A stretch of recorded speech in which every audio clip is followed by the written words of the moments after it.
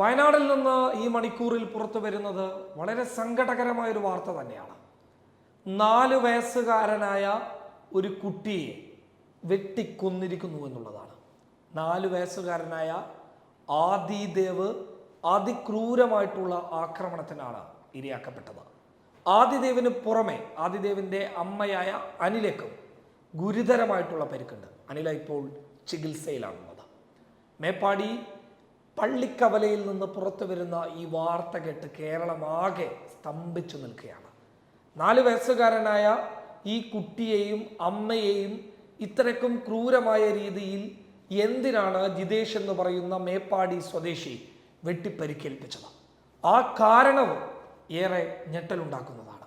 സംഭവം അറിഞ്ഞ social media ആകെ വല്ലാത്തൊരു വിഷമത്തിലാണുള്ളത്. കാരണം എന്താണെന്ന് വെച്ച് കഴിഞ്ഞാൽ 4 വയസ്സുകാരനായ ഈ പറയുന്ന കുട്ടിയുടെ ചിത്രം കാണുമ്പോൾ ആർക്കായാലും മനസ്സിനകത്ത് വല്ലാത്തൊരു നൊമ്പരം ഉണ്ടാക്കും. ആദിദേവിന് കഴിഞ്ഞ ദിവസമാണ് വെട്ടേറ്റത്.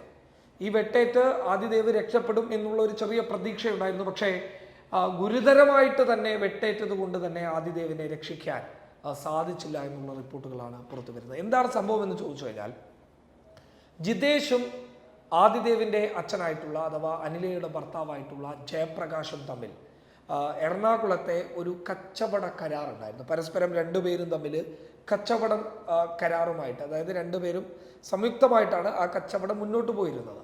പക്ഷെ ഇതിനിടയിൽ എന്തോ ഒരു സാമ്പത്തിക വിഷയങ്ങളുമായി ബന്ധപ്പെട്ടിട്ടുള്ള തർക്കം ജയപ്രകാശിൻ്റെ കുടുംബവുമായിട്ട് ജിതേഷിനുണ്ടാകുന്നു.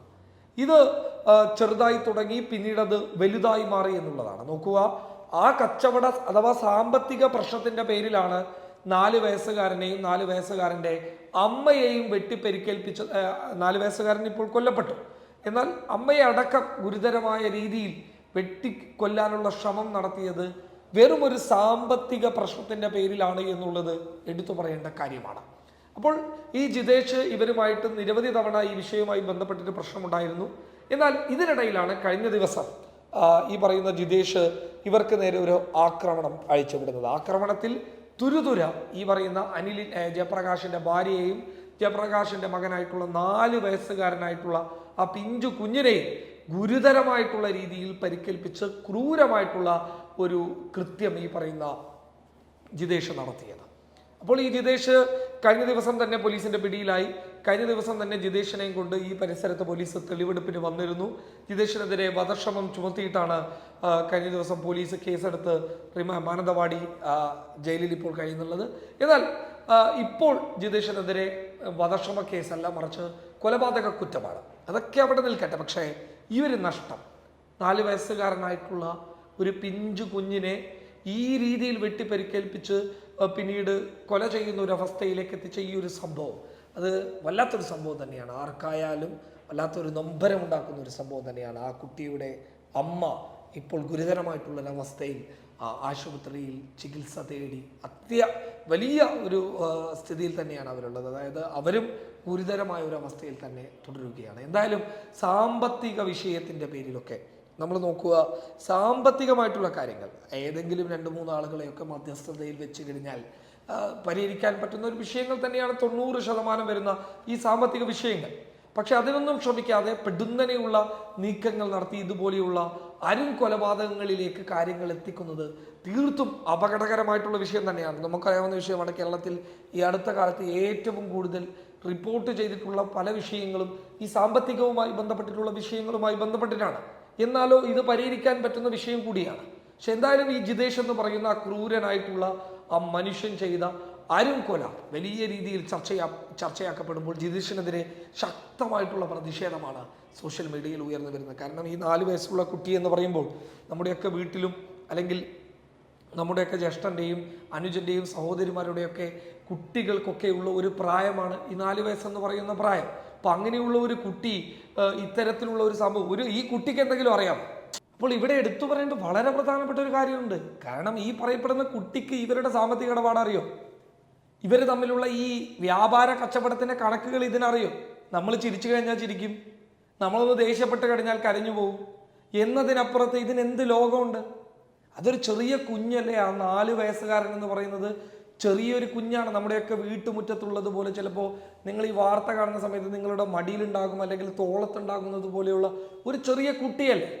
ആ കുട്ടിയോട് ഇത്തരത്തിലുള്ള ദേഷ്യം പ്രകടിപ്പിച്ച് ആ കുട്ടിയെ വെട്ടിക്കൊല്ലുന്നതിൻ്റെ ഔചിത്യം അല്ലെങ്കിൽ അതിൻ്റെ കാരണങ്ങൾ അറിയുന്നില്ല. ജിതേഷിനെതിരെ ആളുകൾ ചോദിക്കുന്നത് തന്നെയാണ്, എന്തിനാണ് ഈ ക്രൂര കൊലപാതകം ചെയ്തത്? സാമ്പത്തിക പ്രശ്നമാണ് എന്ന് പറയുമ്പോൾ എന്താണ് ഈ കുട്ടിയുമായിട്ടുള്ള സാമ്പത്തിക പ്രശ്നം?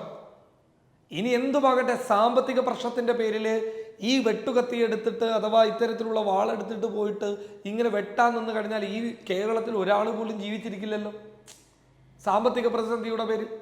അപ്പൊ അത് പരിഹരിക്കാൻ പറ്റുന്ന ആളുകളുടെ അടുത്ത് പോകണം. നിങ്ങളുടെ നാട്ടിൽ ജനപ്രതിനിധി ഉണ്ടെങ്കിൽ അവരുടെ സഹായം ചോദിക്കണം, പോലീസിന്റെ സഹായം ചോദിക്കണം. മധ്യസ്ഥതയിൽ നിൽക്കുന്ന എത്രയോ കേസുകളുണ്ടല്ലോ, പോലീസുകാരടക്കം മധ്യസ്ഥതയിൽ വെച്ച് തീർക്കുന്ന എത്രയോ കേസുകളുണ്ട്, ജനപ്രതിനിധികൾ തീർക്കുന്ന എത്രയോ കേസുകളുണ്ട്. അവരുമായിട്ട് ബന്ധപ്പെടണം. അതല്ലാതെ വാളെടുത്ത് കൊണ്ടുപോയിട്ട് ഒരു 4 വയസ്സുകാരൻ്റെ ജീവൻ ഇല്ലാതാക്കുന്നതിനേക്കാൾ ഇനി എന്തുണ്ട് ജിതേഷ്? എനിക്കറിയുന്നില്ല. ഈ ജിതേഷ് ഇത് കാണില്ല എന്നുള്ളത് എനിക്കറിയാം. പക്ഷെ ജിതേഷുമായി ബന്ധപ്പെട്ടിട്ടുള്ള ആളുകളൊക്കെ പോയി പറഞ്ഞു കൊടുക്കണം, എന്ത് നേടി എന്ന് ചോദിക്കണം. ഒരു അമ്മയെ ഗുരുതരാവസ്ഥയിലെത്തിച്ച് ഒരു മകനെ ഇല്ലാതാക്കിയിട്ട് നിങ്ങൾ എന്ത് നേടി? ആ സാമ്പത്തിക പ്രശ്നം തീർന്നോ? അതിനു പുറമെ ഒരു കൊലക്കുറ്റം തലയിൽ വന്ന് വീണു എന്നുള്ളതല്ലാതെ എന്താ പറയേണ്ടത്? ഒന്നും പരിഹരിക്കപ്പെടുന്നില്ല. ആക്രമണ സ്വഭാവത്തിലൂടെ ഒന്നും പരിഹരിക്കപ്പെടുകയല്ല, മറിച്ച് പ്രശ്നങ്ങൾ വീണ്ടും വീണ്ടും ഉണ്ടായിക്കൊണ്ടേയിരിക്കുക. എന്തായാലും ഈ 4 വയസ്സുകാരൻ്റെ മുഖം കാണുമ്പോൾ മനസ്സാകെ വേദനിച്ചു പോവുകയാണ്. വല്ലാത്ത രീതിയിലുള്ള ഒരു നൊമ്പരം അനുഭവപ്പെടുകയാണ്. കാരണം പൊതുവെ എനിക്ക് കുട്ടികളോട് വല്ലാത്ത ഇഷ്ടമാണ്.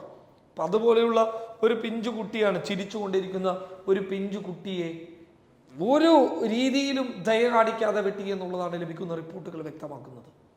എന്തായാലും അനില ഇപ്പോൾ ഗുരുതരമായിട്ടുള്ളൊരവസ്ഥയിൽ, അച്ഛൻ ജയപ്രകാശും.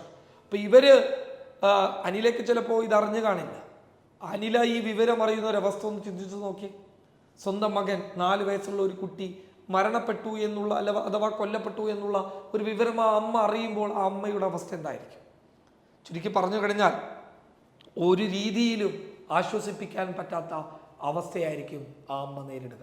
ആ അമ്മയുടെ സ്ഥിതി അതീവ ഗുരുതരാവസ്ഥയിലാണ് എന്നുള്ളതാണ് ലഭിക്കുന്ന റിപ്പോർട്ടുകൾ. എന്തായാലും അവർ രക്ഷപ്പെടട്ടെ, അവർക്ക് വേണ്ടിയിട്ട് പ്രാർത്ഥിക്കാം. എന്തായാലും കേരളം കണ്ട, കേരളത്തിന്റെ മനസാക്ഷിയെ ചോദ്യം ചെയ്ത ഒരു കൊലയായി ആദിദേവന്റെ കൊലപാതകം മാറിയിരിക്കുന്നു എന്നുള്ളത് തന്നെയാണ് എടുത്തു പറയേണ്ട പ്രധാനപ്പെട്ട കാര്യം. News desk public Kerala.